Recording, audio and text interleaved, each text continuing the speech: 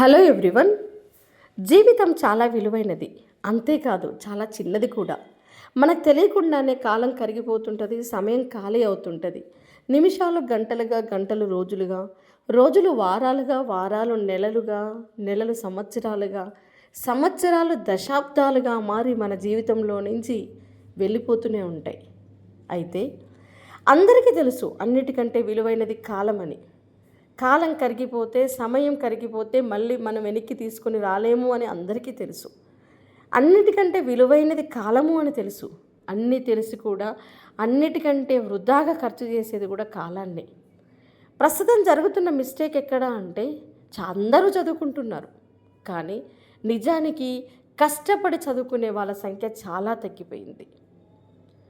మనం కష్టపడాల్సిన సమయంలో కష్టపడకపోతే మన జీవితం అంతా కూడా అంధకారంలోకి మనమే నెట్టుకున్న వాళ్ళం అవుతాం. సెటిల్మెంట్ లైఫ్కి మన జీవితంలో కొన్ని దశలు ఉంటాయి. ఒక దశ వరకు మనం తల్లిదండ్రుల మీదనే ఆధారపడతాం, వాళ్ళే మన బాగోగులు చూసుకుంటారు. కానీ మన కాళ్ళ మీద మనం నిలబడే దశ ఒకటి వస్తుంది చూసారా, ఆ దశలో మీరు కనుక కష్టపడకపోతే, కష్టపడి మిమ్మల్ని మీరు నిలబెట్టుకోకపోతే జీవితాంతం కూడా ఏదో బ్రతుకుతున్నామా అన్నట్టుగా సాగిపోతుంటుంది.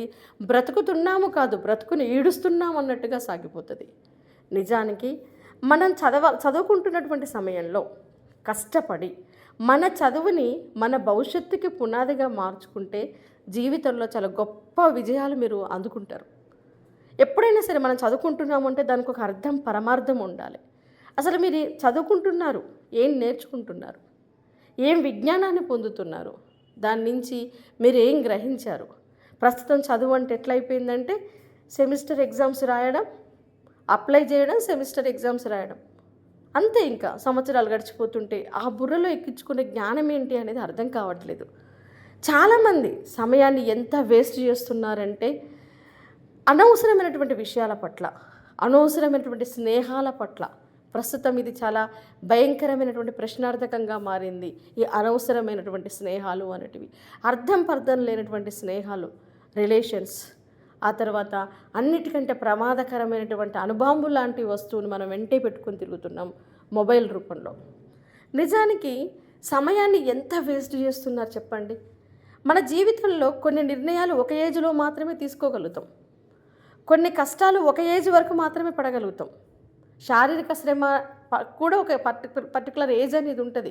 60 ఏళ్ళోళ్ళు, 40 ఏళ్ళోళ్ళు, 30 ఏళ్ళోళ్ళు పడ్డట్టుగా శ్రమ పడలేరు.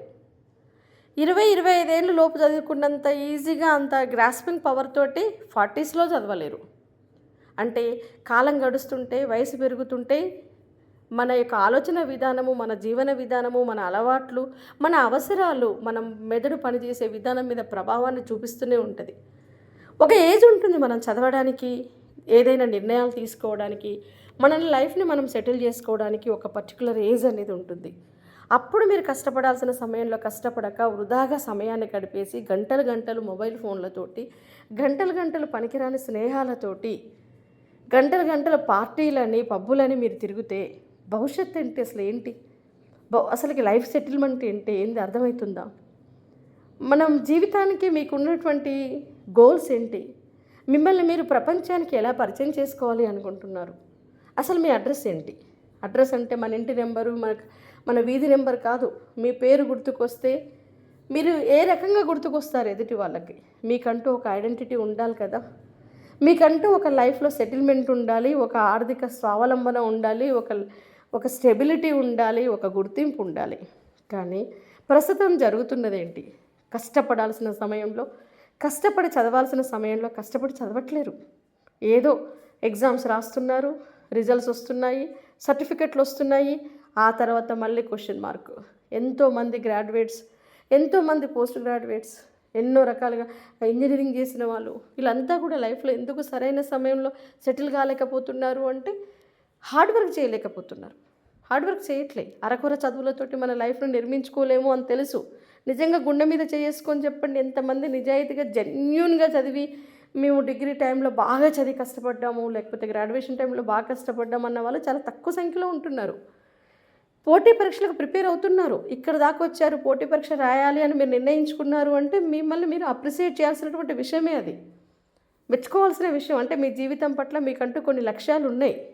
కానీ ఇక్కడ కూడా ఆ లక్ష్యాన్ని అంటిపెట్టుకునే ఉండేవాళ్ళు ఎంతమంది ఉన్నారు?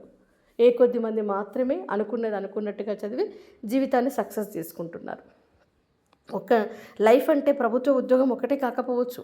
ఏ రంగంలో అయినా సరే మనం అడుగు పెడుతున్నాము అంటే మనం అడుగుపెట్టే రంగానికి మనం చదువుకున్న చదువు, దాని నుంచి నేర్చుకున్నటువంటి విద్య విజ్ఞానము, దాని నుంచి నేర్చుకున్నటువంటి సంస్కారము మనల్ని నిలబెట్టగలిగే విధంగా ఉండాలి.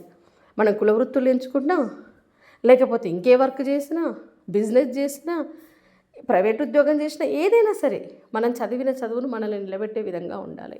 సరైన సమయంలో మనం హార్డ్ వర్క్ చేయాలి. అంటే ఒక 35-40 ఏళ్ళు వచ్చేదాకా, 30 ఏళ్ళు వచ్చేదాకా తల్లిదండ్రుల మీద ఆధారపడి, తల్లిదండ్రులని మొబైల్ ఫోన్స్ కోసమని వేధిస్తూ, బండ్లు కొనియమని సతాయిస్తూ, అంటే ఎంతమంది లైఫ్లో అసలు అర్థం లేని జీవితాన్ని గడుపుతున్నారు అనిపిస్తుంది. కాబట్టి కష్టపడాల్సిన సమయంలో కష్టపడకపోతే జీవితాంతం అంధకారంగా మారిపోతుంది. గుర్తుపెట్టుకోండి. మనం తాత్కాలికంగా ఎన్నాళ్ళు కష్టపడతాం? చదువుకున్నంత వయసు, డిగ్రీ, తర్వాత 2 సంవత్సరాలు, సరే ఆ తర్వాత కూడా ఇంకొక 2 సంవత్సరాలు వేసుకోండి. ఒక 22 లేదా 25 సంవత్సరాల వయస్సు వరకు మీరు బాగా హార్డ్ వర్క్ చేసి, ఫ్యూచర్లో మీరు ఏ పోటీ పరీక్ష రాయడానికైనా బాగా చదివి రెడీగా ఉన్నారు.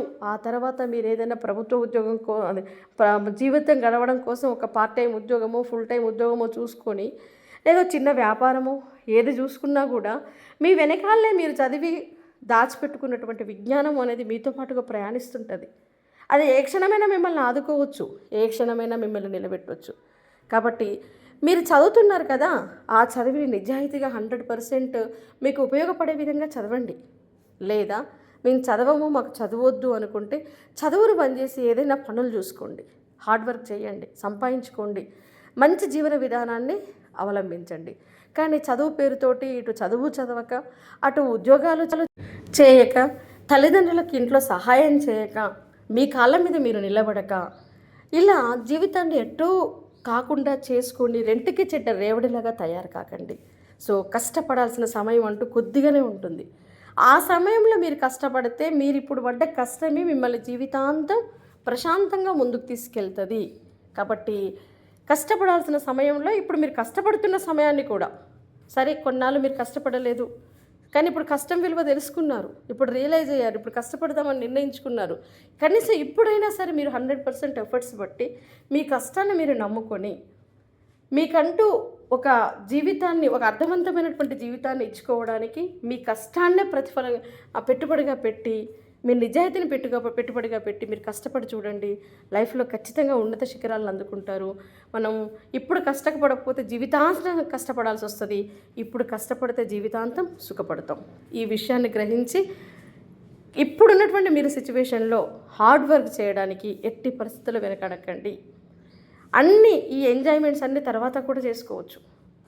ముఖ్యంగా మొబైల్స్ మాయలో పడి కాలాన్ని ఎంత వృధాగా చేసుకుంటున్నారు, ఎంత టైం వేస్ట్ చేసుకుంటున్నారు అన్న విషయాన్ని గ్రహించి దాని బంధే నుంచి మీరు బయటపడి ఆ సమయాన్ని మీ భవిష్యత్తు నిర్మాణం కోసం ఉపయోగించుకోండి.